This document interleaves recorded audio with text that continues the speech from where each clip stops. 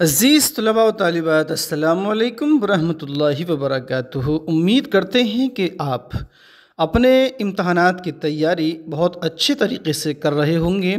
चूँकि आपके इम्तहानात 11 दिसंबर से शुरू होने जा रहे हैं। ये एग्ज़ाम पहले नवंबर में शुरू होने थे, लेकिन समर्थ पोर्टल पर एग्ज़ाम फॉर्म भराए जाने की वजह से आपका ये डिले हो गया। लेकिन समर्थ पोर्टल पर फिर भी एग्ज़ाम फॉर्म नहीं भरे जा सके हैं, लिहाजा जो यूनिवर्सिटी का पोर्टल था उसी पर ही आपके एग्ज़ाम फॉर्म भरे जा चुके हैं और अब बहुत जल्द यानी 9 दिसंबर तक आपके जो एडमिट कार्ड हैं वो भी जारी कर दिए जाएंगे। तो ऐसे में आपके पास वक्त बहुत कम बचा है, तो आपकी तैयारी को और अच्छा बनाने के लिए हम इस वीडियो में आपकी खिदमत में पेश करने जा रहे हैं BA 5th सेम का पेपर, जो कि उर्दू गज़ल और नज़्म पर मुश्तमिल है।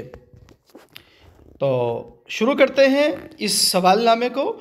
इससे जो पहला पेपर था कसीदा, मरसिया और मसनवी का, वो पहले ही आपको बताया जा चुका है। इसका मकसद ये होता है कि अगर आप प्रीवियस क्वेश्चन पेपर देख लेते हैं या साबिक़ा सवालनामों पर अगर आप नज़र डाल लेते हैं तो आपको आपके इम्तहानात की तैयारी करने में आसानी हो जाती है। आपको पेपर का पैटर्न समझ में आ जाता है कि पेपर किस तरह से आने वाला है। और कई मर्तबा ये होता है कि उसी सवालनामे से पूछे गए सवालात आपसे भी पूछ लिए जाते हैं। तो आइए शुरू करते हैं बिला किसी ताख़ीर के। तो ये आपको पहले ही बताया जा चुका है कि जो आपके सवालनामे हैं या जो आपका पेपर आने वाले हैं वो 3 हिस्सों में मुश्तमिल होंगे और इसमें जो वक्त दिया गया है वो 2 घंटा है, यानी कि 2 घंटे में आपको इन 3 सेक्शन में दिए गए सवालात दी गई हिदायत के मुताबिक करने होंगे। तो शुरू करते हैं इस सवालनामे को। तो पेपर कोड यहाँ पर है 42005 BA same 5th examination 2023 paper Urdu, और पेपर कोड दिया है यहाँ पर D305 और उर्दू गज़ल और नज़्म। तो कुल मिलाकर के ये 75 नंबर का आपका सवालनामा और इसके लिए वक्त 2 घंटे का है। तो सेक्शन ए यहाँ पर कहा गया है सभी 10 सवालों के जवाब दीजिए जो 75 अल्फाज पर मुश्तमिल होने चाहिए, यानी कि जो आप जवाब दे रहे हैं उसके अंदर आपको कम से कम 75 अल्फाज का इस्तेमाल करना चाहिएगा। और सवाल नंबर 1 है यहाँ पर। और इसके अलावा बता दूँ कि ये जो आपका हिस्सा अव्वल है यानी कि सेक्शन ए है, इसमें कुल 10 सवाल पूछे गए हैं और आने वाले जो सवालनामा है आपका, इसमें भी आपको 10 ही सवालों के जवाब देने होंगे और एक सवाल 2 नंबर का है। तो इस तरह सेक्शन ए कुल मिलाकर 20 नंबर का होगा। गज़ल की तारीफ़ में मिसाल तहरीर करें। तो गज़ल की तारीफ़ आपको पहले ही बताई जा चुकी है, तो गज़ल की मिसाल भी आप यहाँ पर देंगे। और सवाल नंबर 2 है यहाँ पर सेक्शन ए का, यानी कि सवाल नंबर 1 का ये दूसरा जुज़ है नज़्म किसे कहते हैं, मैं मिसाल बयान करें। देखिएगा, नज़्म और गज़ल ये 2 ऐसे हैं कि इस सवालनामे में आपको इससे सवाल मिलने ही मिलने हैं, चाहे वो शॉर्ट टाइप में हो, वेरी शॉर्ट टाइप में हो या फिर लॉन्ग टाइप में हो। तो इसको आप बहुत अच्छे से तैयार कर लीजिएगा। इसके तारीफ़ क्या है, इसके लुग़वी माने क्या हैं और नज़्म गज़ल किस ज़बान से ये लिए गए हैं, ये सब आपको क्लास के अंदर बताया जा चुका है। तो इसको फिर से याद कर लें। नज़्म किसे कहते हैं, मैं मिसाल बयान करें। तो नज़्म की तारीफ़ आप करेंगे और उसके बाद आपको मिसाल भी देनी होगी एक आध बंद के साथ में। और इसका तीसरा सवाल पूछा गया है चक बस का पूरा नाम क्या था, इनकी 2 नज़मों के नाम भी तहरीर करें। आपको पढ़ाया जा चुका है, तो इनका पूरा नाम और इनकी 2 से ज़्यादा नज़मों के नाम आपको याद होने चाहिए। और अगला सवाल है तरक्की पसंद तहरीक की पहली कॉन्फ्रेंस कब, कहाँ और किसकी सदारत में हुई थी। तो इसके बारे में आपको फर्स्ट सेम में भी बताया गया था और वक्तन फ़वक्तन आपको आपकी इस क्लास में बताया जा चुका है कि तरक्की पसंद तहरीक की पहली कॉन्फ्रेंस 1936 में लखनऊ में और मुंशी प्रेमचंद की सदारत में हुई थी। अगर नहीं याद है तो याद कर लेना। अगला सवाल है गज़ल और नज़्म के फ़र्क को वाज़ेह करें। तो यहाँ पर पूछा गया है कि गज़ल और नज़्म में क्या फ़र्क है, इसका आपको बताना होगा। और अगला सवाल है उर्दू गज़ल के 4 अहम शुअरा के नाम लिखिए। देखिए, गज़ल और नज़्म का फ़र्क अगर आपको भी मालूम नहीं है तो क्लास में आकर के आप मालूम कर सकते हैं, हालांकि आपको दोनों में बहुत अच्छे से फ़र्क क्लास के अंदर समझाया जा चुका है। और अगला सवाल है उर्दू गज़ल के 4 अहम शुअरा के नाम लिखिए। तो आप लिख सकते हैं नाम मिर्ज़ा गालिब, सैयद ख्वाजा मीर दर्द, मीर तक़ी मीर, मिर्ज़ा मोहम्मद हादी, मिर्ज़ा मोहम्मद रफ़ी सौदा, और कई बड़े बड़े नाम हैं, आप ले सकते हैं। शाद अज़ीमाबादी हैं, ठीक है, फ़िराक गोरखपुरी हैं, हसरत मोहानी हैं, और बहुत सारे नाम हैं जो कि आपके सिलेबस में है, आप वो भी लिख सकते हैं। और अगला सवाल यहाँ पर पूछा गया है, गज़ल के मानी व मफ़हूम पर रोशनी डालिए। अगला सवाल है, नज़्म के लुग़वी मानी क्या हैं।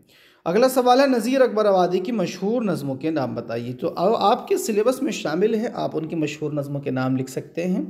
तो जैसे कि बंजारा नामा, आदमी नामा। और अगला सवाल है, अपनी पसंद का एक अदबी शेर लिखिए और शायर का नाम भी बताइए। तो आपको आपके निसाब में जो शुअरा दिए गए हैं उनके कुछ शेर याद होने चाहिए और उनके शायर का नाम भी ज़रूर होना आपको चाहिएगा। और सेक्शन बी यहाँ पर शुरू होता है। सेक्शन बी में आपको 4 सवाल दिए जाएंगे, 4 में से आपको सिर्फ 2 सवालों के जवाब देने हैं। और यहाँ पर एक सवाल आपका 15 नंबर का है। तो सेक्शन बी कुल मिलाकर के 30 नंबर का होता है और यहाँ पर आपका जवाब तकरीबन 200 अल्फाज पर मुश्तमिल होना चाहिए। सवाल नंबर 2 है, एक लड़का या चांद तारों का बंद नज़्म का खुलासा अपने अल्फाज में बयान करें। ये नज़में आपको कराई जा चुकी हैं, इनका खुलासा आप बआसानी कर सकते हैं। सवाल नंबर 3, जोश के नज़्म निगारी की खुसूसियात तहरीर करें। ये भी आपको बहुत अच्छे से समझाया जा चुका है। सवाल नंबर 4, शहरयार की गज़ल गोई या परवीन शाकिर के फ़न पर मुख्तसरन नोट तहरीर करें। ये भी कर सकते हैं, तमाम चीज़ें आपको कराई जा चुकी हैं। और सवाल नंबर 5, गज़ल या नज़्म की फ़नी खुसूसियात बताइए। तो वही चीज़ है कि किसी एक की फ़नी खुसूसियात आपको बतानी होंगी। अब इसका जो आखिरी सेक्शन है यानी कि हिस्सा जी में, इसमें से आपको 3 में से किसी एक सवाल का जवाब देना है। ये सवाल 25 नंबर का होगा। तो सेक्शन ए 20, सेक्शन बी 30 और सेक्शन सी 25 नंबर का, कुल मिलाकर के ये सवाल नंबर 75 नंबर का होगा।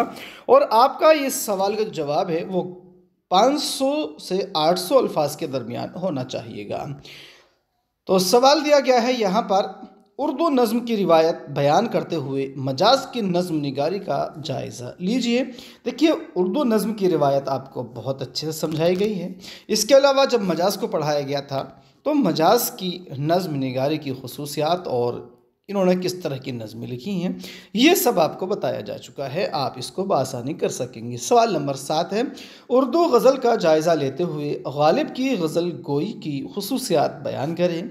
ये सब आपको कराया जा चुका है। और सवाल नंबर 8, क्योंकि आखिरी सवाल है इसका, मंदरजा झैल अशार की तशरीह में सियाक़ व सबाक़ तहरीर करें। तो देखिए, यहाँ पर आपको 2 बंद दिए जा सकते हैं या 3 भी दिए जा सकते हैं। तो इसमें से किसी जो भी आपको दिया जाएगा उसमें हिदायत के मुताबिक आपको अशार की तशरीह करनी होगी। तो यहाँ पर देखते हैं हिस्सा अलिफ, यानी कि हिस्सा अलिफ और हिस्सा बे, जिम भी हो सकता है लेकिन उसमें हिदायत दी गई होगी। तो यहाँ पर दोनों बंदों की आपको तशरीह करनी है और इसका हवाला भी आपको देना है। तो यहाँ पर शेर दिए गए हैं, हम तुझसे किस हवस की फलक जुस्तजू करें, दिल ही नहीं रहा जो कुछ आरजू करें। तो ये जो है सैयद ख्वाजा मीर दर्द की गज़ल से ये अशार माखूज़ हैं। तर दामनी पे शेख हमारी न जाइयो, दामन निचोड़ दें तो फरिश्ते वुज़ू करें। तो एक और शेर है, आप देख लेना। अब इसका जो हिस्सा बे है वो देखते हैं, जो कि अकबर इलाहाबादी की नज़्म तहज़ीब नई तहज़ीब से माखूज़ है।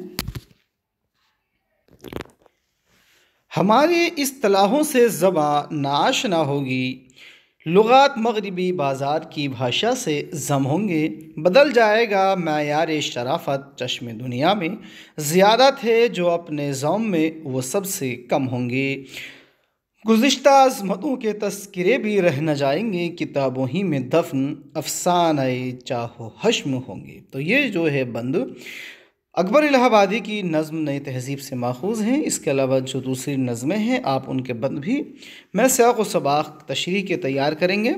तो ये पेपर आपके सामने पेश करने का मकसद आपको समझाना है कि आपका सवालनामा किस तरह का आने वाला है। तो इसको देखते हुए आप अपनी तैयारी अब बहुत अच्छे से कर लीजिए, वक्त बहुत कम बचा है। तो इस वीडियो में इतना ही। वीडियो अच्छी लगे तो लाइक कीजिएगा, शेयर कीजिएगा, साथ ही साथ इसी तरह की दूसरी अपडेट्स पाने के लिए चैनल को सब्सक्राइब करना ना भूलिएगा। बहुत बहुत शुक्रिया।